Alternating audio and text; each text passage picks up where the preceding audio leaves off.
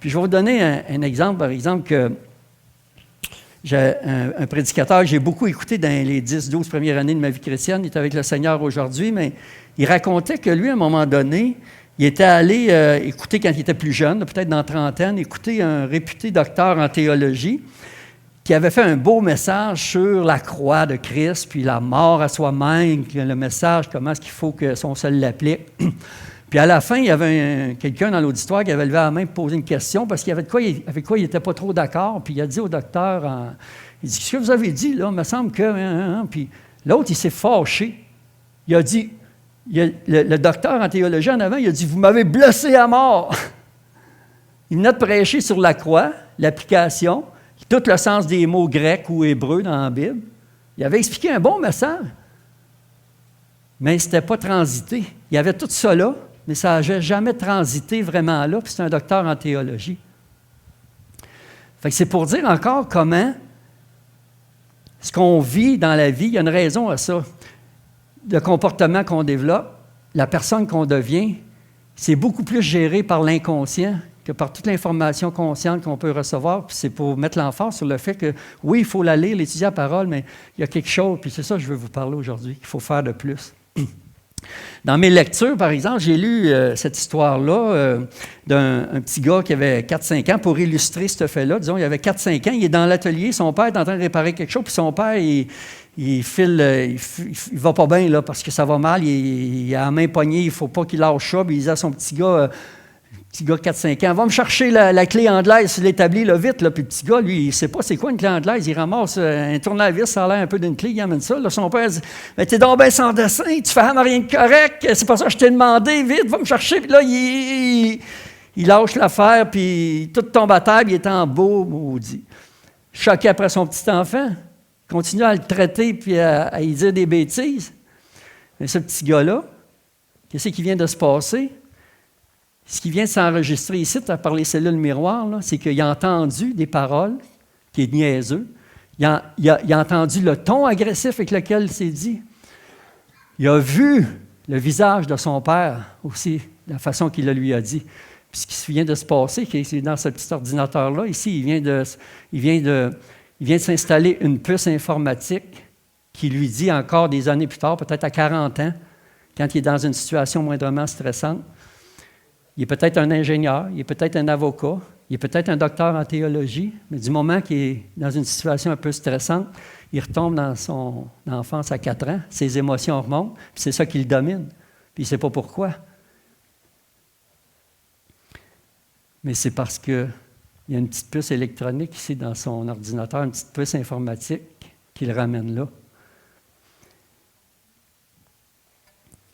Fait que, c'est quoi la thérapie à suivre? C'est-tu d'aller 2-3 ans chez un psychologue, puis là, je ne veux pas parler contre les psychologues, j'ai même une fille qui est psychologue, mais c'est-tu aller à gros prix pendant des années, de faire une thérapie qui coûte cher, puis qui souvent donne des résultats mitigés? Il y a une thérapie dans la parole qui s'appelle la thérapie du Saint-Esprit, qui est gratuite. Alors, par exemple, un enfant comme ça aussi, j'ai compris ça dans mes lectures, mais moi, c'est ce qui m'a émerveillé, c'est que je me suis rendu compte, et je vais vous donner des exemples, que ça fait des années que je comprends ça, j'ai compris ça, puis je vais vous expliquer comment, là, c'est pas de moi-même, c'est une grâce, mais je l'ai compris. J'ai commencé à pratiquer ces choses-là, mais je ne savais pas pantoute, moi, cette histoire-là des cellules miroirs. Ce que j'ai appris en 2020, ça m'a juste motivé encore plus à continuer ces exercices-là. Parce que c'est vraiment puissant, c'est des thérapies du Saint-Esprit qui amènent de la guérison, qui amènent de la transformation. Parce que Paul dit, nous tous qui contemplons comme dans un miroir la gloire du Seigneur, on est transformés en la même image de gloire en gloire par l'Esprit du Seigneur, l'Esprit qui amène la liberté. On est guéri, on est transformé. Fait que par exemple, ce petit garçon-là qui est rendu à 40 ans, peut-être qu'il s'est converti, lui, à 20 ans, je ne sais pas, peut-être qu'il y en a des chrétiens qui ont vécu des choses dans leur enfance, j'en ai vécu, tout le monde en vit des choses. Puis moi, je me suis converti à 25 ans. D'autres, peut-être que lui, il s'est converti à 20 ans ou à 30 ans. Mais, malgré qu'il s'est converti et qu'on lui a enseigné ta valeur est en Jésus, ça ne dépend pas de ce que ton père a fait. Ton père, c'est Dieu, puis Dieu t'aime, puis il te l'a prouvé à la croix, puis c'est tout rentré du côté gauche, mais ça n'a pas transité encore. C'est ça l'élément clé. Il faut que ça transite. Il faut qu'on amène ça là. Par exemple, donner un exemple concret, parce que ça aussi, je l'ai lu dans un livre de neurothéologien, et des fois, c'est plusieurs idées prises ici et là que là, je mets ensemble ce matin, mais moi, c'est quelque chose qui m'a vraiment parlé fort. Supposons que ce jeune garçon-là qui est devenu un homme prend le temps tout à coup de dire, là, ce que je sais ici, là, je vais l'emmener, je vais changer ce qu'il y a dans mon inconscient. Et que là, il va prendre, par exemple, je vais donner l'exemple de la parabole de l'enfant prodigue.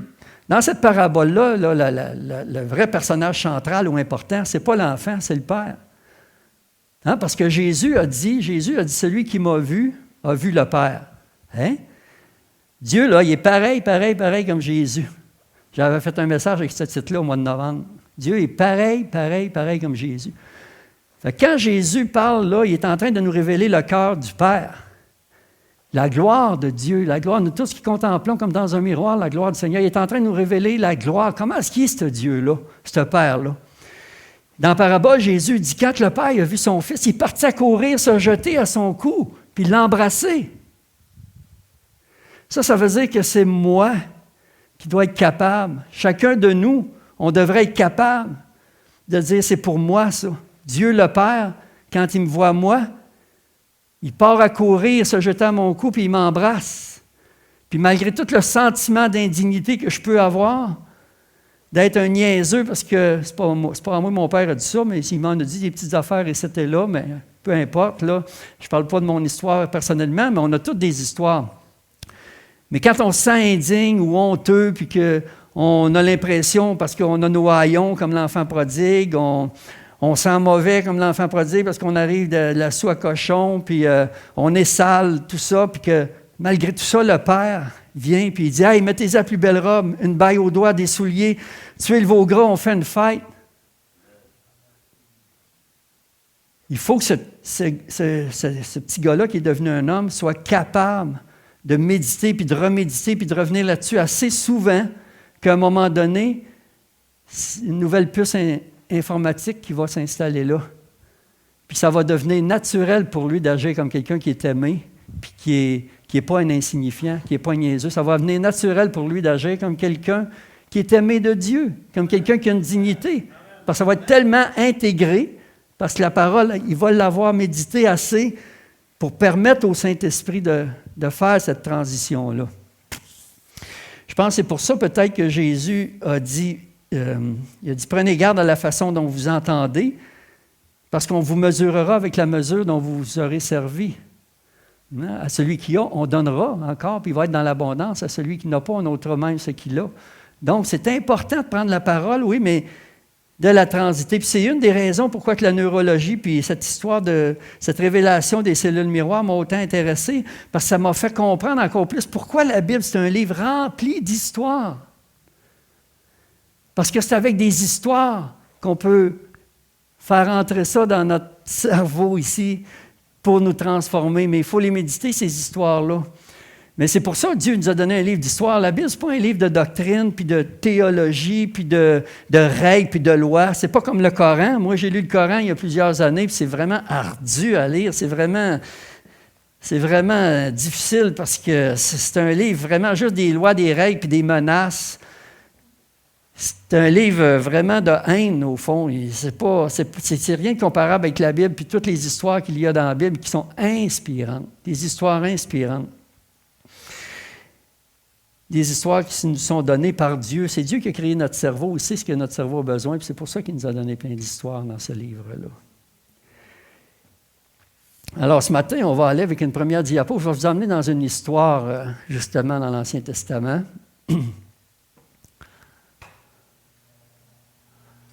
OK. Donc, vous reconnaissez peut-être ceux qui ont vu ce film-là. C'est un film sur l'Exode avec Moïse. C'est l'acteur qui joue le rôle de Moïse. Mais on lit ceci. OK, dans Exode 14, le peuple quitte l'Égypte. On annonça au roi d'Égypte que le peuple avait pris la fuite. Alors, le cœur de Pharaon et celui de ses serviteurs furent changés à l'égard du peuple. Et Pharaon attela son char. Il prit son peuple avec lui. Il prit 600 chars d'élite et tous les chars de l'Égypte. Et il y avait sur tous des combattants. OK, vidéo suivante. Pharaon approchait, les enfants d'Israël levèrent les yeux, et voici les Égyptiens étaient en marche derrière eux. Et les enfants d'Israël eurent une grande frayeur et ils crièrent à l'Éternel. Mais oui, parce qu'eux autres, là, la mer était devant eux, l'armée de Pharaon était derrière, puis de chaque côté, il y avait des montagnes. Il n'y avait pas d'issue, là, pas d'échappatoire. Ils étaient pris dans une situation où ils ne pouvaient rien faire d'eux-mêmes pour sortir de cette détresse-là, de cette situation-là. Pourtant, juste un petit peu plus loin, le peuple qui est tellement en panique et qui crie à Dieu va bientôt entonner des cantiques de délivrance puis des chants de louange à Dieu. Aussitôt qu'ils vont voir traverser de l'autre côté, prochaine diapo. Alors Moïse et les enfants d'Israël chantèrent ce cantique à l'Éternel et dirent: L'Éternel est ma force, il est le sujet de mes louanges, c'est lui qui m'a sauvé, il est mon Dieu, je le célébrerai, il est le Dieu de mon Père, l'exalterai. C'est un peu comme on a chanté un matin, hein? On chante ça avec conviction le dimanche matin. Eux autres, c'était vraiment le dimanche matin extra. Là. Écoute, ils venaient de traverser et d'être délivrés. C'était quelque chose d'extraordinaire. Puis c'est pour ça que ça m'a inspiré le titre du message de ce matin. J'ai dit « Plus facile de louer Dieu après qu'avant la victoire. Hein? » C'est toujours plus facile de louer Dieu après, une fois que c'est fait, que de le louer avant. Pourtant, ça ne devrait pas. On devrait être capable de louer avant. C'est ça que Dieu s'attend de nous. Mais pour ça, il faut faire transiter de là à là. Puis le peuple, lui, a continué à murmurer pendant 40 ans dans le désert. Hein? Cette délivrance extraordinaire-là n'a pas suffi à transiter cette connaissance-là de Dieu, parce qu'ils vont passer 40 ans dans le désert tout le temps à murmurer, au fond, au lieu de louer. C'est juste la deuxième génération après qui va entrer dans la terre promise, parce qu'eux, ils vont tourner la terre à cause de leur attitude. Puis Paul en parle dans la première aux Corinthiens, chapitre 10.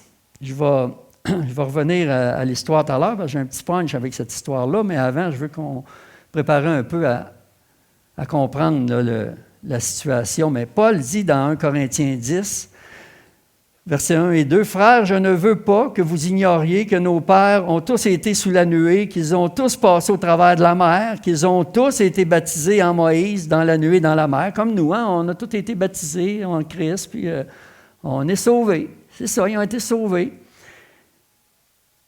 Diapo suivante, même chapitre, mais un petit peu plus loin, au verset 10 et 11, il dit « Ne murmurez point comme murmurèrent quelques-uns d'eux qui périrent par l'exterminateur. » Il rajoute « Ces choses leur sont arrivées pour servir d'exemple, et elles ont été écrites pour notre instruction à nous qui sommes parvenus à la fin des siècles. » Donc, Paul dit que ce qui est arrivé dans l'Ancien Testament, ce sont des histoires qui ont été arrivées se sont produites pour notre instruction. C'est pour ça qu'on les lit avec notre cerveau gauche qui est capable de lire, comprendre, analyser, étudier. C'est pour ça que Dieu nous a donné ces histoires-là, pour nous servir d'exemple. Mais le but, ils ont été écrits pour notre instruction. Mais il y a une différence entre l'instruction, c'est-à-dire entre la connaissance qu'on reçoit ici, puis l'instruction qui en sort à un moment donné. Par exemple, on va lire aussi dans la prochaine diapo, dans 2 Timothée 3, 16 et 17, Paul dit que toute écriture est inspirée de Dieu. Donc, celle qu'on vient de lire dans l'Exode, est utile pour enseigner, pour convaincre, pour corriger, pour instruire dans la justice, afin que l'homme de Dieu soit accompli et propre à toute bonne œuvre. C'est pour ça que tout à l'heure, je disais que quelqu'un ne peut pas être un vrai homme, une vraie femme, s'il ne saisit pas toute la réalité. S'il ne saisit pas la vérité dans son ensemble. Puis Paul dit que c'est pour ça que l'Écriture a été donnée, pour faire de nous des hommes ou des femmes de Dieu accomplis et propres à toute bonne œuvre. Fait qu'il y a une différence entre l'enseignement, parce qu'il commence en disant « Toute Écriture est inspirée de Dieu et utile pour enseigner », puis il finit avec « instruction », pour nous instruire. Mais entre les deux, il y a conviction puis correction. Et ça aussi, c'est important, parce que la conviction, c'est quand, à un moment donné, l'enseignement nous amène à prendre conscience qu'il y a quelque chose qui ne marche pas. OK? Par exemple, on a des facteurs inconscients qui sont rentrés dans notre vie, ça nous est inconscient. Ça nous dirige souvent, ça nous influence. Mais là, à travers l'enseignement, tout à coup, tiens, je commence à devenir conscient de ce qui est inconscient. Ça, c'est avec l'enseignement qui amène une conviction. Si j'ai vraiment cette conviction-là, qu'il y a quelque chose qui est en dehors de la traque, je vais vouloir le corriger. Paul dit, enseignement, conviction, correction. Ça veut dire que l'enseignement qui m'amène à prendre conscience de ce dont je suis inconscient, qui m'amène à en prendre conscience. Après ça, il m'amène à me corriger, c'est-à-dire à prendre conscience des nouvelles valeurs qu'il faut que je rentre dans mon cerveau, jusqu'au moment où ça va devenir tellement une nouvelle puce informatique ici que ça va être maintenant inconsciemment que je vais agir comme un homme ou comme une femme de Dieu. Ça va être tellement dans ma nature nouvelle que mon ancienne nature aura plus cette influence-là. Parce que pour ce domaine-là, disons, un domaine précis, la cassette ou la puce informatique de la vieille nature a été enlevée, puis la nouvelle cassette ou nouvelle puce informatique est venue prendre la place. Fait que je suis passé d'un contexte où j'étais inconsciemment en désharmonie avec Dieu, je suis devenu conscient de ma désharmonie, puis je suis devenu conscient de l'harmonie, puis je suis devenu en harmonie inconsciemment. C'est-à-dire que c'est rendu naturel, c'est comme une gradation. Mais c'est ça que la parole a fait avec nous, c'est comme ça qu'elle nous instruit. Alors, je reviens à 1 Corinthiens chapitre 10. 1 Corinthiens chapitre 10, verset 13. Paul dit « Aucune tentation ». On est toujours dans le même chapitre que tout à l'heure, là, où ce qu'il disait dans les versets précédents, là, de ne pas murmurer comme eux et tout ça. Parce que c'est dans les tentations ou les épreuves qu'on est porté à murmurer. Hein? 1 Corinthiens 10, 13 dit « Aucune tentation ne vous est survenue qui n'ait été humaine, et Dieu qui est fidèle ne permettra pas que vous soyez tentés au-delà de vos forces, mais avec la tentation, il préparera aussi le moyen d'en sortir afin que vous puissiez la supporter. » OK. Ici, on en a un enseignement là, qu'on comprend dans notre cerveau gauche. Hein? On le comprend. L'affaire, c'est ça a-tu transité là, puis que quand on est dans l'épreuve, la tentation, on agit comme quelqu'un qui sait que Dieu ne permet pas. Qu'est-ce que Dieu ne permet pas vraiment? C'est-tu qu'il n'y ait pas de tentation au-delà de nos forces? Si on prend le peuple, là, ce qui était là, avec Moïse, là, c'était au-delà de leurs forces. Ils ne pouvaient rien faire pour s'en sortir. Non, moi, je crois que ce que ce verset-là dit, c'est que Dieu ne permet pas qu'il n'y ait pas moyen de s'en sortir, par exemple. C'est là-dessus que l'accent est mis. Dieu ne permettra pas qu'on ait des tentations ou des épreuves, pas tellement qu'ils ne peuvent jamais être au-delà de nos forces, mais c'est jamais au-delà de nos forces dans le sens qu'il y a toujours un moyen d'en sortir. Hein? Même s'il faut, comme Joseph, sortir de sa chemise pour se sauver d'une femme qui voulait l'agresser. Hein? Il est sorti. Il est sorti de sa chemise, mais il est sorti. Il y avait un moyen de s'en sortir. Elle l'a poigné vers la chemise, puis lui, il est sorti de sa chemise et il s'est sauvé. Il y en avait un moyen. Il y a toujours un moyen de s'en sortir. Et il faut savoir le prendre. Même Paul dit qu'il a connu une épreuve à un moment donné qui était au-delà de ses forces. Il dit ça aussi aux Corinthiens, mais dans la deuxième épître aux Corinthiens. Ici, si vous avez vu ce film-là, aussi, c'est l'acteur qui joue le rôle de Paul dans le film Paul, apôtre du Christ. C'est peut-être écrit un peu petit, là, donc je pense que vous le voyez assez quand même, hein, mais le texte était assez long. 2 Corinthiens 1, verset 8 à 10, Paul dit « Nous ne voulons pas, en effet, vous laisser ignorer, frères, au sujet de la tribulation qui nous est survenue en Asie, que nous avons été excessivement accablés au-delà de nos forces. » C'est le même Paul qui vient de nous dire que Dieu ne permet pas qu'on soit tenté au-delà de nos forces sans qu'il y ait un moyen d'en sortir. Puis là, qui nous dit que lui, il a été éprouvé au-delà de ses forces. De telle sorte que nous désespérions même de conserver la vie. Et nous regardions comme certains notre arrêt de mort, afin de ne pas placer notre confiance en nous-mêmes, mais de la placer en Dieu qui ressuscite les morts. C'est lui qui nous a délivrés et qui nous délivrera d'une telle mort, lui de qui nous espérons qu'il nous délivrera encore. Puis comme Normand l'expliquait la semaine passée, le mot « espérance » dans l'Écriture, ça ne veut pas dire juste un petit souhait, là, peut-être bien que oui, peut-être bien que non. C'est une assurance, l'espérance chrétienne. C'est pour ça que la foi dit, la foi, c'est une ferme assurance des choses qu'on espère, une démonstration de celles qu'on ne voit pas. C'est des choses qu'on ne voit pas, ça appartient au monde invisible, mais on croit à la présence de Dieu. La présence de Dieu est là. Alors, si Paul n'avait pas eu cette conviction, il n'aurait pas dit, prochaine diapo, Dieu lui aurait pas dit « Ma grâce te suffit car ma puissance s'accomplit dans la faiblesse ». Puis Paul de répondre « Je me glorifierai donc bien plus volontiers de mes faiblesses afin que la puissance de Christ repose sur moi ». Fait que Paul, on voit que lui, il était instruit de la parole. Ce n'était pas juste un enseignement qu'il avait reçu ou qu'il donnait. Il avait reçu cet enseignement-là de Dieu. Il avait compris ça dans sa vie. Il avait eu des convictions. Il s'est laissé corriger. Puis, il a été transformé. Il était un homme instruit qui pouvait le communiquer à d'autres ensuite. Mais pour le peuple dans le désert, on peut, pas dans le désert, mais devant la mer avec Moïse, on peut comprendre que il n'avait pas encore assimilé cette psychologie-là. Hein? C'est psychologie, il ne faut pas se faire peur avec le mot, là, parce que la psychologie, ça vient du mot psyché, puis c'est un mot qui est dans le Nouveau Testament, qu'on traduit avec le mot âme. C'est le mot âme, le mot psyché. Donc, psychologie, c'est juste l'étude de l'âme. Paul, il avait une maturité psychologique qu'eux n'avaient pas, parce que c'est un peuple qui avait passé une couple de siècles comme esclaves. Donc, ils viennent de sortir, ils ont cette mentalité d'esclaves-là.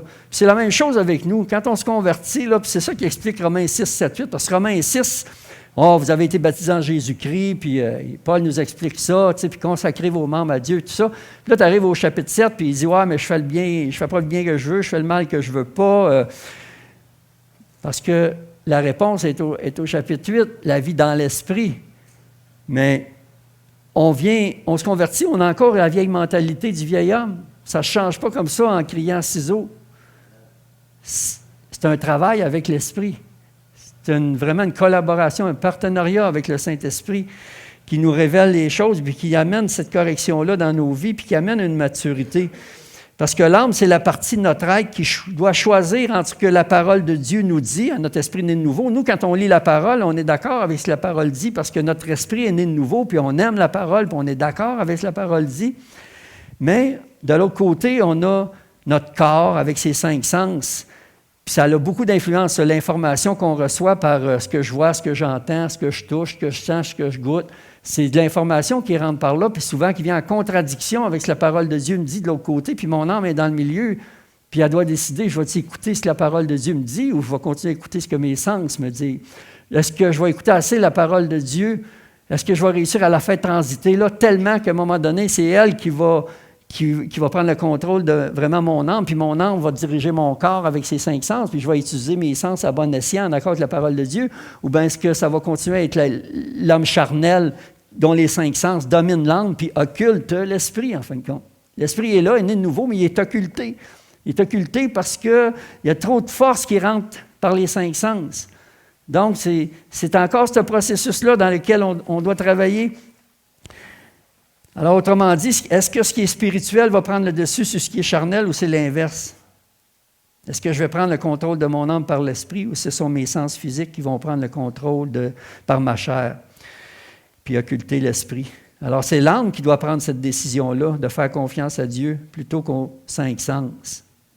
Alors, comment on fait ça? Je l'ai donné un peu exemple tout à l'heure avec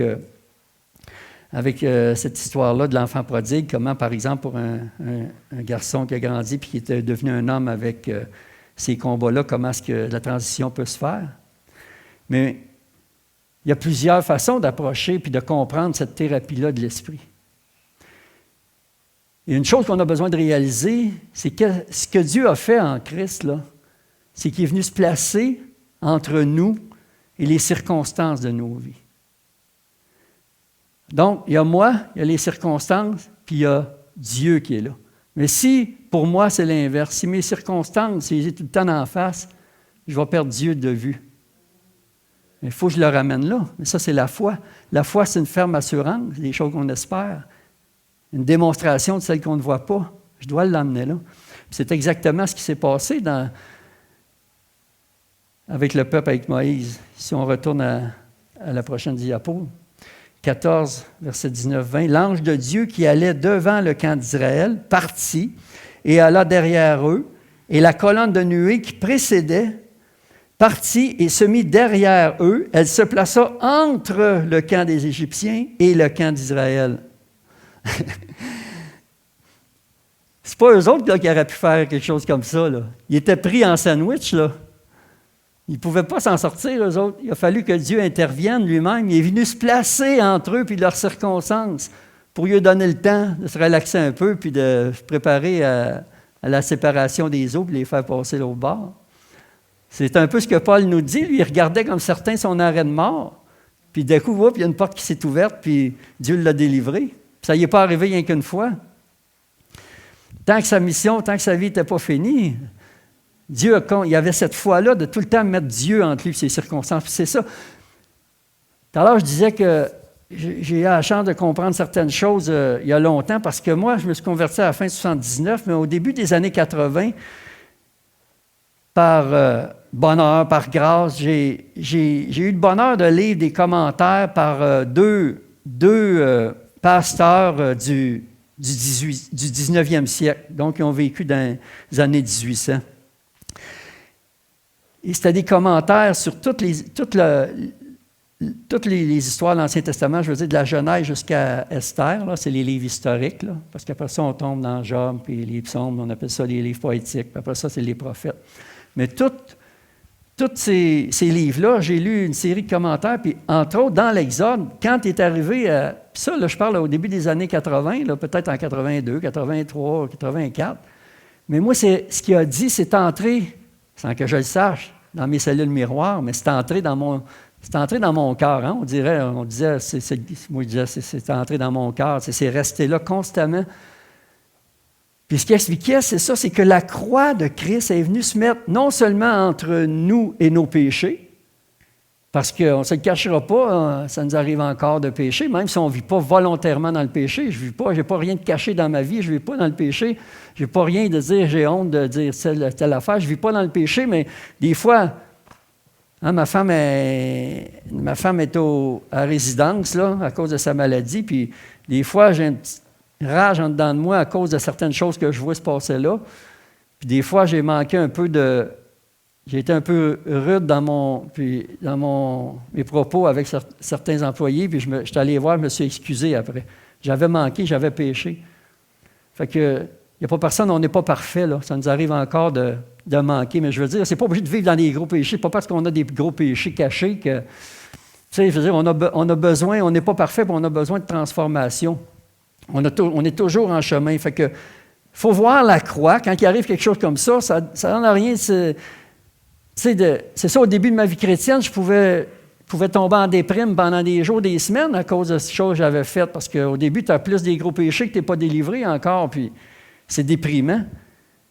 Mais si la croix est entre nous et nos péchés, pourquoi prendre des jours, des semaines? On demande pardon, on recommence. Seigneur, tu sais que ce n'est pas de même que je veux vivre, puis je réussis à mettre la croix là, puis les péchés. Mais si j'ai tout le temps un péché d'en face, c'est la même chose avec les circonstances. Parce que comme chrétien, peut-être qu'on a réglé la question du péché, puis on a la paix dans notre conscience par rapport à nos péchés, mais la question, c'est de savoir si on a la paix dans l'âme par rapport à nos circonstances, parce que c'est deux choses différentes. Puis cet auteur-là, c'est ce qu'il disait dans son commentaire. Puis ça m'a vraiment frappé quand j'ai lu ça. Je l'ai encore, ce commentaire-là, chez nous. Il y a certains commentaires que je garde. Toute cette série de commentaires-là, je les ai gardés parce que ça, j'appelle ça des commentaires inspirationnels. Ce n'est pas juste des commentaires de docteurs intellectuels, ce qui est bon. Encore là, je ne nie pas ça. Mais ça, tu vois que c'est des gens qui ont transité. Leurs commentaires, ça inspire. Ça nous porte à la méditation. Ça les fait entrer dans notre cœur. C'est comme si, après ça, on voit ces histoires-là, puis à la lumière de ce que j'ai découvert depuis 2020, là, je comprends que ça me motive encore plus. Nous tous qui contemplons comme dans un miroir, on a des cellules miroirs, fait que j'aime regarder pour laisser entrer ça, cette information-là, pour vraiment l'assimiler, l'absorber. Puis, un autre exemple, en 1982, ça, je m'en rappelle clairement, j'étais dans un camp chrétien sur le bord du lac Manfred-Magog, puis le prédicateur, c'est le même que je disais au début, là, que quand il était plus jeune, il avait écouté un docteur de la loi qui avait dit, un docteur de la parole qui avait dit « Vous m'avez blessé à mort », pas à lui, mais il avait dit ça à celui qui avait élevé une objection. Cet homme-là, aujourd'hui, il était peut-être je pense qu'il avait 65, 66 ans dans ce temps-là. Puis moi, j'avais 25, 26 ans, là. Lui, c'était un aîné, comme moi aujourd'hui. Hein, Denis? On a le même âge, toi, puis moi. Il y en a qui chargent de nous rappeler. La semaine passée, j'étais allé chez Jean Coutu, puis la caissière a dit « Avez-vous votre carte de rabais pour les aînés? » Il dit « Merci de me le rappeler. Hein. » Chez McDo aussi, ils m'ont fait ça une fois à Saint-Jean-de-Mata. Ma femme était à la résidence Saint-Jean-de-Mata. Je vais tout le temps me chercher un café. Puis au au guichet à l'auto, j'arrive après ça prendre mon café. Il dit, vous savez, vous pouvez demander un café pour aîné, hein, ça va vous coûter moins cher. Je me sens pas de même, moi. Je me sens pas un aîné.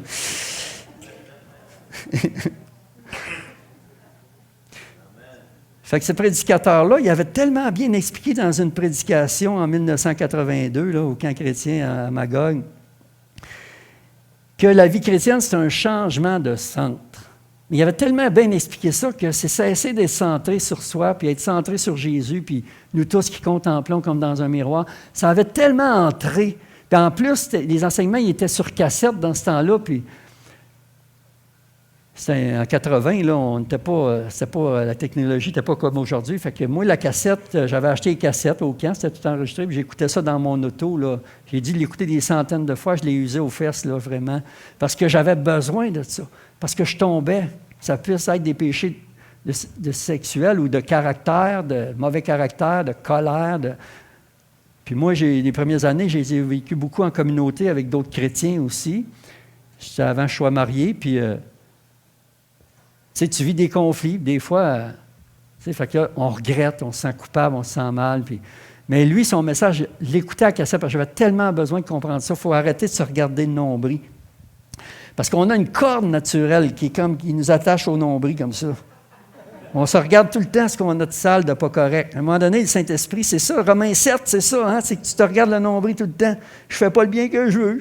Je fais le mal que je veux pas. Mais, hein? Romains 8, c'est le cordon est coupé par le Saint-Esprit. Puis là, tu contemples Jésus dans sa gloire. Puis tu dis, ma vraie vie, c'est ça, ma vraie vie.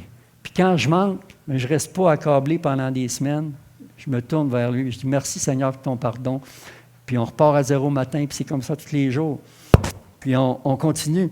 Puis ce prédicateur-là, justement, avait ajouté, puis je m'en rappelle mot pour mot, là, il disait, le péché des chrétiens, c'est leur incrédulité. Je n'ai pas cru, Seigneur, que tu pouvais le faire. Ça, c'est des paroles exactes qu'il a prononcées il y a plus de 40 ans, en 1982. J'ai 69 ans, puis je m'en souviens encore comme faux. Le péché des chrétiens, c'est leur incrédulité. Je n'ai pas cru, Seigneur, que tu pouvais le faire. C'est ce que Paul a vécu. Hein? Il disait, moi, je regardais comme certains mon arrêt de mort, mais pour ne pas regarder à moi, mais à Dieu. Il ne s'est pas regardé de nombril, il a regardé par l'Esprit. Puis Dieu l'a délivré.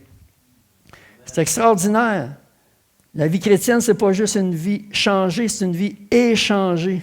Premièrement, j'échange ma vie de péché pour la vie de justice de Jésus. J'échange ma vie de faiblesse, d'impuissance pour la puissance de Dieu, la vie sainte de Dieu. Et puis, je pense qu'un de ceux qui nous a donné aussi l'exemple le plus remarquable, entre autres, c'est l'apôtre Paul, là, on l'a lu tout à l'heure. Puis Paul disait aux Philippiens, je ne l'ai pas mis, mais vous connaissez sûrement le verset, c'est dans Philippiens 4, où ce que Paul dit, ce que vous avez appris, reçu, entendu de moi, ce que vous avez vu en moi. Vois-tu, Paul attachait une importance sur les choses qu'on voit. Il disait, moi, ce que vous avez vu, parce que les cellules miroirs, eux autres, ils captent ce qu'ils voient, ce qu'ils entendent, tout le message des circonstances, c'est ça qui reste là. Puis Paul, il se voyait tellement un avec Christ ressuscité. Hein, il disait, j'ai été crucifié avec Christ. Si je vis, ce n'est plus moi qui vis, c'est Christ qui vit en moi. Il faut vraiment placer Dieu entre nos circonstances, sinon on est perdu. Le 30 mars, ça va faire 2 ans que France, ma femme, est partie de chez nous, hein, à cause de la maladie. Le 30 mars, il a fallu que je l'amène à l'hôpital parce que sa maladie d'Alzheimer, ça régressait trop. Pourtant, quand elle a eu le diagnostic au mois d'août 2019, Mathilde et Jérémie, ils m'ont dit, « Papa, qu'est-ce que tu dirais si on cherchait à avoir une maison bigénérationnelle? » Eux autres restaient à Longueuil, moi à Sherbrooke. Fait qu'il dit, on va t'aider avec maman, on va se trouver une maison. Ben moi, j'ai dit, OK. Ça a pris 2 ans, parce qu'on est déménagé, moi et France, on est déménagé ici dans la maison à Sainte-Mélodie le 1er décembre 2021. Mathilde et Jérémie, ils ont déménagé juste à l'été parce que les enfants étaient à l'école à Longueuil. Fait que moi, j'ai passé l'hiver là, avec Franck. décembre, janvier, février, mars, fin mars, le 30 mars, France était tellement en dégradation de son état, puis son état neurologique, justement, que j'étais obligé d'aller dans l'hôpital, puis elle n'est jamais revenue chez nous. Ça va faire 2 ans qu'à tous les jours, je vais la voir, j'arrive là vers 1h, maintenant elle est à Saint-Jean-de-Mata, je pars jamais avant 6h, je la fais souper, parce qu'elle, tu vas mettre de la nourriture devant elle, elle ne fera rien avec, il faut vraiment la faire nourrir. Elle mange quand même encore assez bien, mais puis là, elle n'a pratiquement plus de réaction cognitive, là, dans le sens de, je vois bien qu'elle ne sait plus que c'est moi. Mais moi, je sais que c'est elle, puis je vais la voir tous les jours. C'est moi peut-être plus qu'elle qui a besoin d'être avec elle, mais reste que ça va faire 2 ans.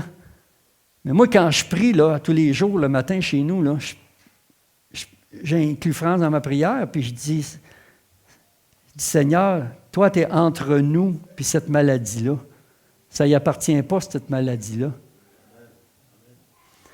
Fait que je prie pour elle, je prie pour nous ensemble, mais c'est dans toutes nos circonstances de vie, mais si je n'avais pas cette foi-là dans l'invisible, je ne sais pas comment est-ce que je serais, dans quel état je serais après 2 ans, comme ça. Parce que c'est ça que je trouve le plus dur, c'est de m'en aller chaque soir et de la laisser là. Mais je n'ai pas de pouvoir sur la situation, mais Dieu a dit qu'il ne permet pas qu'il n'y ait pas moyen de s'en sortir. Je ne sais pas c'est quoi le moyen de s'en sortir pour ça. Mais je crois que Dieu a dit que toute chose contribue au bien de ceux qui aiment Dieu. Il faut l'accepter. C'est une révélation qui vient de la parole de Dieu, qui vient du monde invisible. Ça vient de Dieu, ça vient de la parole de Dieu. Mon esprit né de nouveau, il est d'accord avec ça. Fait que faut que je mette ça assez pour que dans mon âme, ça ait autorité aussi sur ce que je vois, sur ce que j'entends, sur ce que je touche. Parce que moi, tous les soirs, à 4 heures aussi, je la change, parce qu'elle a une culotte d'incontinence. Puis moi, j'ai fait ça pendant 29 ans au CLSC à Sherbrooke. Puis j'ai demandé à résidence à tous les jours à 4 heures, je veux le faire moi-même, puis ils me l'ont autorisé. Ça fait plus qu'1 an que je fais ça tous les soirs à 4 heures.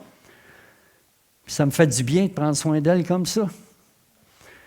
Mais des fois, là, quand il y a des selles dans sa couche, pensez-vous que ça me fait plaisir de voir ma femme dans cet état-là?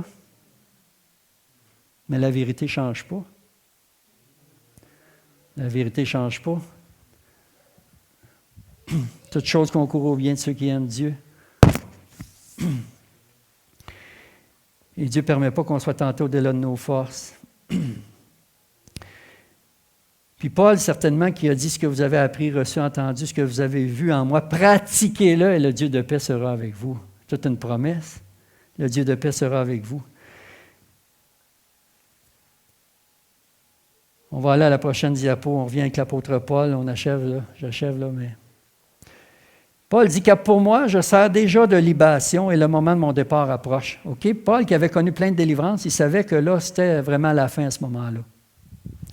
À un moment donné, il a fait 2 ans de prison à Césarée de Philippe, puis c'était pas une prison de luxe comme aujourd'hui. Fait que moi, même si ça fait 2 ans que je suis dans une sorte de prison avec ma femme, qui est en prison elle-même, mais c'est rien à côté des prisons que Paul a vécues. Puis après ça, il a été 2 ans en prison à Rome, puis le livre des Actes finit à ce moment-là, mais il finit bien quand même. Mais on sait par des écrits de la tradition qu'après ça, Paul a été relâché, il est reparti, puis il a été refait prisonnier, puis c'est là que l'empereur Néron va le faire exécuter. Puis c'est ça que Paul parle ici, car pour moi, je sers déjà de libation. Il veut dire, c'est mon sang va couler. Là. C'est ça qu'il veut dire par là. Parce que dans l'Ancien Testament, la libation, c'était de l'huile qu'on versait sur les sacrifices. Puis Paul, il sait que sa vie va être offerte en sacrifice à Dieu. Là, dans sa tête, c'est comme ça qu'il voit ça. Que son sang, ça va être une libation sur le sacrifice de sa vie. Le moment de mon départ approche. J'ai combattu le bon combat, j'ai achevé la course, j'ai gardé la foi. Désormais, la couronne de justice m'est réservée. Le Seigneur, le juste juge, me la donnera dans ce jour-là, et non seulement à moi, mais encore à tous ceux qui auront aimé son avènement. Il faut avoir une conviction pour ça. Il faut avoir la conviction que c'est vrai, ce que la parole de Dieu nous révèle, le monde invisible, etc. C'est pour ça que je disais, on ne peut pas être un vrai homme, une vraie femme, un vrai homme comme ça, si on n'a pas cette révélation-là, si on n'est pas convaincu de la réalité du monde invisible. Puis, c'est pas écrit dans la Bible, mais la tradition, quand on dit la tradition, là, ça veut dire qu'il y a des gens qui les ont connus, les apôtres, hein, qui ont connu Paul, qui ont connu Pierre, Jean, tout ça. Comme il y en a un qui s'appelle Clément de Rome, il a vécu, lui, au même siècle, hein, il a connu des apôtres. Un autre Polycarpe qui a bien connu l'apôtre Jean.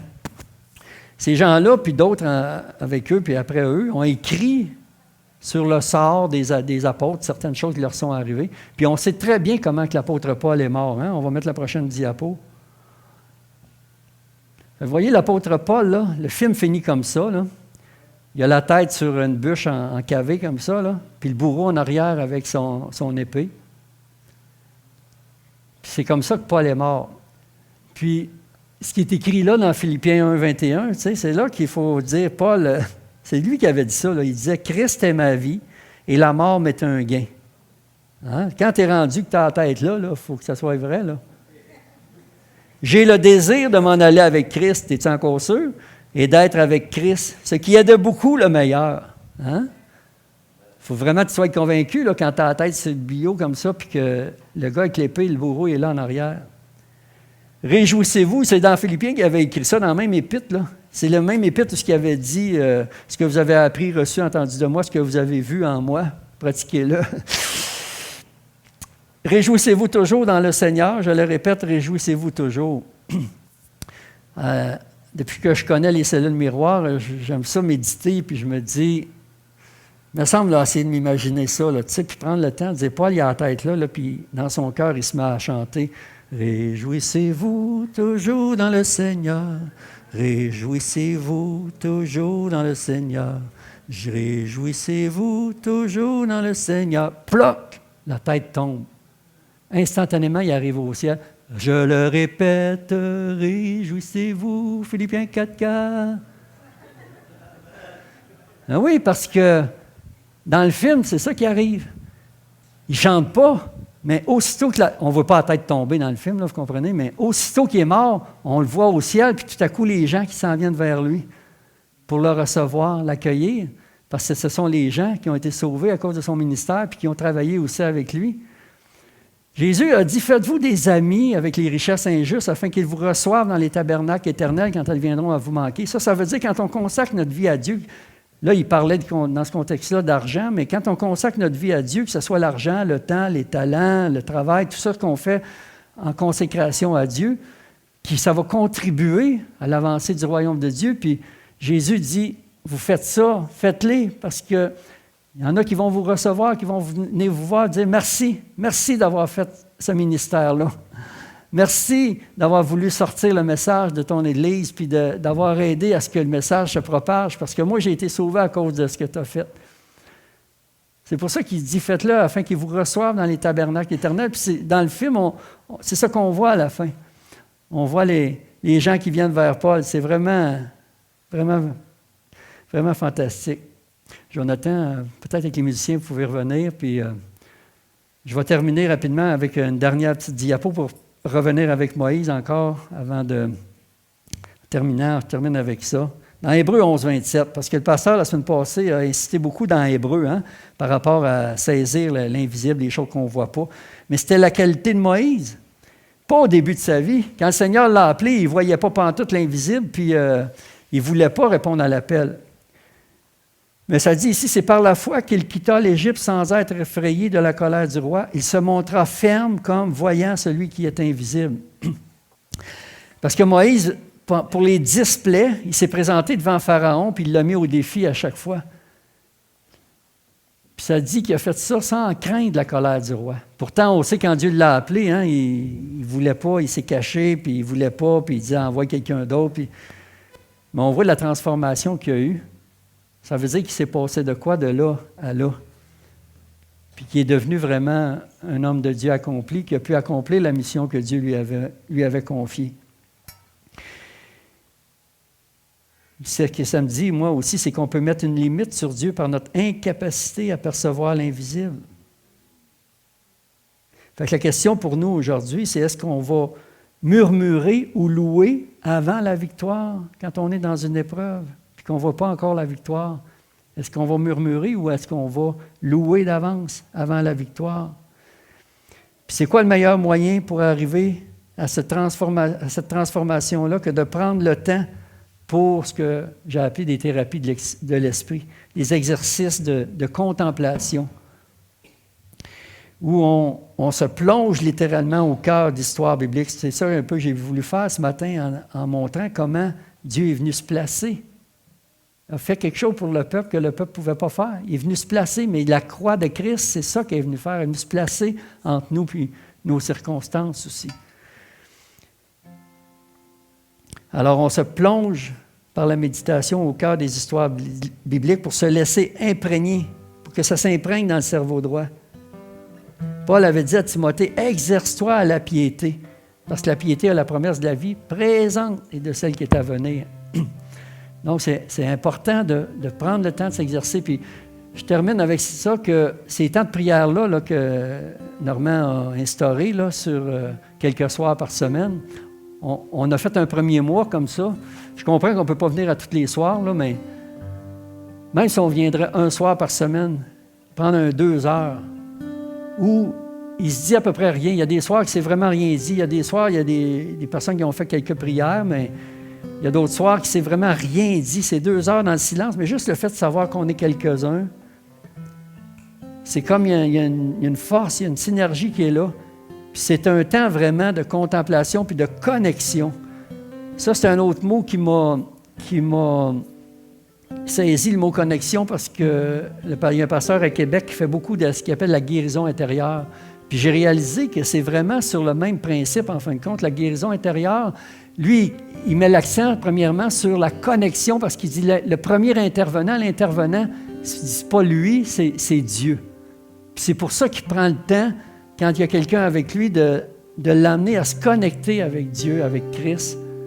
Puis moi, j'ai trouvé que dans ces soirées-là, c'est ça qui s'est passé. Des fois, ça prend 10 minutes, 15 minutes, 20 minutes, une demi-heure. D'un coup, on sent vraiment qu'il y a une connexion qui se fait. Puis là, tout à coup, avec certaines histoires bibliques, je trouvais que je recevais vraiment des grâces, des révélations, des forces. C'est une transformation, c'est une guérison. Puis je pense qu'il faut qu'on apprenne à faire ça. C'est pas juste de lire la Bible. C'est pas de prendre un programme de lire la Bible pendant 1 an. J'ai jamais lu toute ma Bible dans 1 an. Je l'ai lu souvent en 45 ans. Mais je ne l'ai jamais lu avec un programme en 1 an. Il faut que je lise toute ma Bible dans 1 an. Mais j'ai tout le temps pris mon temps. C'est sûr que j'ai dû la lire 20, 30, 35 fois, je ne sais pas, je ne les ai pas comptés. Mais c'est sûr que je l'ai lu tellement que je pense que n'importe qui pourrait me poser n'importe quelle question, c'est où dans la Bible, puis je me retrouverai vite. Parce que je l'ai tellement lu. Bien, d'un autre côté, tu peux aller bien vite, puis au bout de 30 lectures, tu ne te souviendras pas nécessairement où sont les choses parce que tu ne l'as pas médité, elle n'est pas pénétrée. Puis moi, ces commentaires-là que je vous parlais de ces hommes-là du 18e siècle, là, du 19e siècle, parce qu'ils ont vécu en 1800, il y en a un qui a chevauché jusqu'en 1900 quelques, mais leurs écrits, c'est ça que ça faisait. Fait que, tu sais, je lisais mon chapitre, puis je lisais leur chapitre de commentaires. Des fois, ça me prenait plus qu'une journée pour vraiment passer à travers un chapitre. Mais j'ai jamais fait plus qu'un chapitre par jour, mais j'ai toujours lu un petit peu dans le Nouveau et un petit peu dans l'Ancien, tu sais, parallèlement. Mais j'ai jamais suivi des programmes exacts et recommencé en même temps les deux. Là. Des fois, je pouvais avoir fini lui avant lui, ou des fois, finir lui avant lui. Tu sais, fait que j'arrive jamais à 2 livres en même temps, ça s'entremêle, mais ça fait toutes sortes de connexions aussi dans notre esprit, puis ça amène des nouvelles révélations parce qu'on lit en même temps dans l'Ancien, dans le Nouveau, puis les choses se connectent. C'est le même Dieu, c'est le même Esprit qui nous a donné tout ça. Fait, Denis, je vais t'inviter à venir donner un mot de la fin avant que Jonathan puis le groupe de louanges. J'espère que vous allez retenir quelque chose qui va vous bénir de ça, puis que surtout que ça va vous donner l'occasion peut-être de mettre quelque chose en pratique de nouveau, puis qui va emmener un plus dans votre vie. Merci.